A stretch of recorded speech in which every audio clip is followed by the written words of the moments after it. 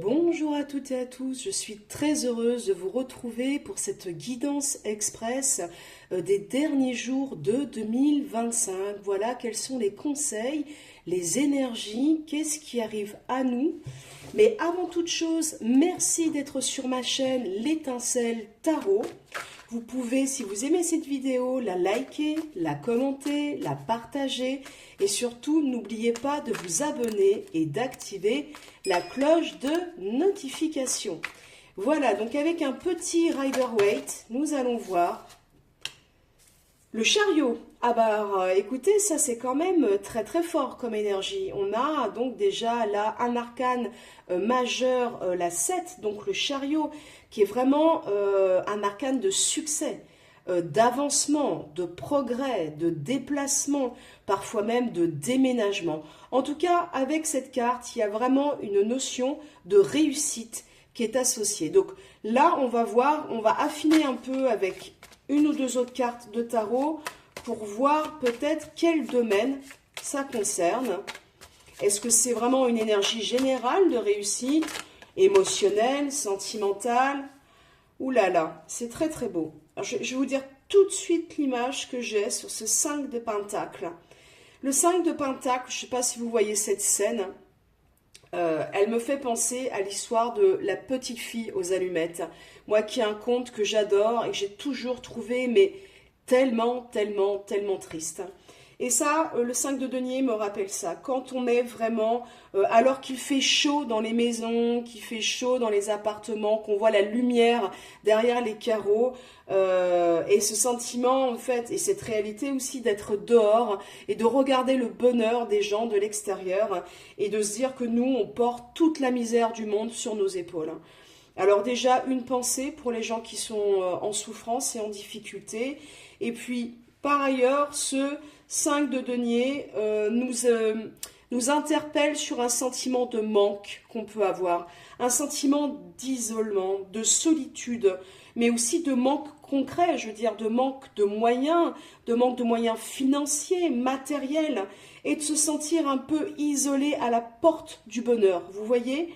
Et avec ce chariot, c'est comme si ce chariot dépassait complètement cette énergie.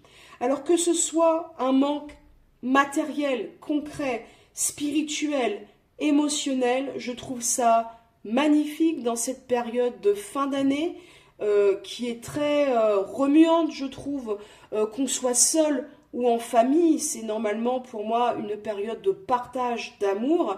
Et parfois dans cette période-là, eh ben, c'est là où on sent encore plus amèrement, encore plus durement le manque de partage et d'amour.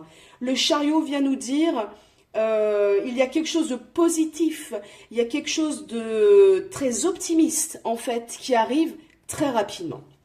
On va s'en tirer une troisième pour voir un peu le conseil, un peu la conclusion en fait sur ce message. Il y en a deux qui sont venus. Oh là là, encore un arcane majeur. Regardez, c'est très beau. Il y a une vraie progression en plus. Vous voyez, là, il y a la 6 d'épée. La 6 d'épée, elle nous raconte qu'on laisse derrière nous une épreuve, une période de vie qui n'a pas toujours été simple.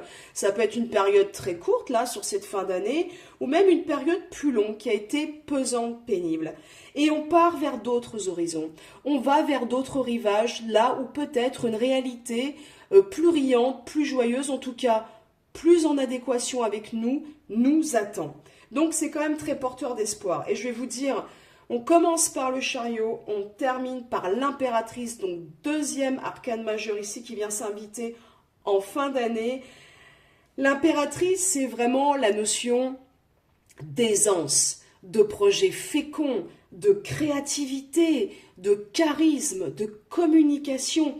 Il y a avec ce chariot et l'impératrice un peu, j'ai envie de vous dire, un couple qui inspire le succès, la notoriété, pardon. Vraiment quelque chose qui est un peu de l'ordre du porte-bonheur. Je sens des énergies qui viennent à nous sur cette dernière partie là de 2025 qui n'a pas été, moi je trouve, une année simple, mais vous pouvez me dire en commentaire comment vous l'avez vécu et vous continuez de le sentir. Là, avec le chariot et l'impératrice, j'ai l'impression qu'on sort un peu du tunnel. Vous voyez, hein? On va aller s'en tirer rapidement une d'eau chaud pour voir le conseil Cocho. Ah bah regardez, c'est incroyable. La maturité est 9, hein, parce que là, donc, je n'arrête pas de vous le dire, on termine un cycle, puisque 2025 était une année 9. Donc, c'est un cycle de 9 ans qui se clôture. La 9 de denier ici vient nous dire ça. Elle vient nous dire, je pense aussi que nous sommes mûrs pour partir dans de nouvelles aventures, de nouveaux projets, une nouvelle énergie. Avec l'oracle des miroirs, d'un point de vue un peu plus, on va dire, prédictif, qu'est-ce que l'oracle des miroirs peut ajouter sur cette énergie de fin 2025? Hop là. Le rêve, c'est beau ça, le rêve. Hein. Le rêve, j'ai l'impression qu'on peut peut-être croire en ses rêves, vous voyez. Peut-être qu'il est temps aussi de reprendre des choses qu'on avait peut-être abandonnées parce qu'on s'est senti seul, isolé, triste, même parfois déprimé, hein, tout simplement, vraiment peut-être dans une dépression, dans un peu une nuit noire de l'âme ou juste un petit passage à vide. Tout dépend de la réalité de chacun. Je vous laisse ajuster aussi avec votre réalité du moment. Mais là, avec la 11 de l'oracle des miroirs, j'ai l'impression qu'on fait un peu le focus sur vos rêves et sur ce en quoi vous pouvez croire. Peut-être qu'il faut aller rechercher, soit concrètement dans la matière de vos rêves la nuit, une inspiration, quelque chose qui va être porteur, fécond pour vous, ou alors peut-être des rêves aussi que vous avez laissé tomber parce que vous aviez peur d'y croire ces derniers temps. Et là, on vous dit, reprenez ces rêves, reprenez ces projets, car nous rentrons dans un nouveau cycle. 2026, donc année 1, hein, bien entendu. Une dernière carte, enfant, et oui, et ben vous voyez ça avec l'impératrice, c'est tout à fait cohérent.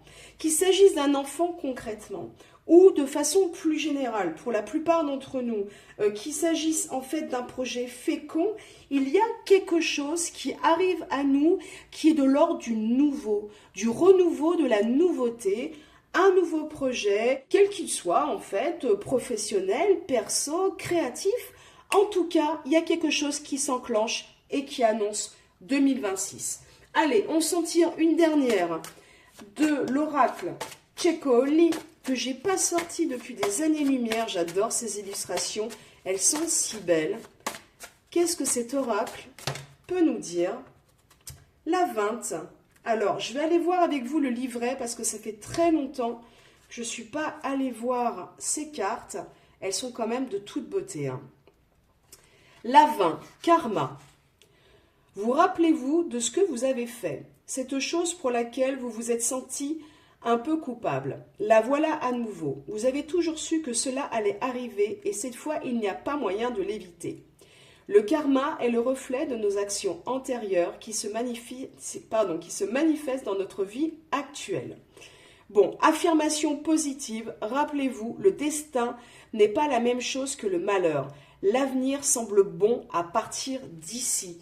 Moi, je pense que d'un point de vue plus global, avec toute la guidance là qu'on a eue, il y a peut-être un retour, en effet, positif du karma.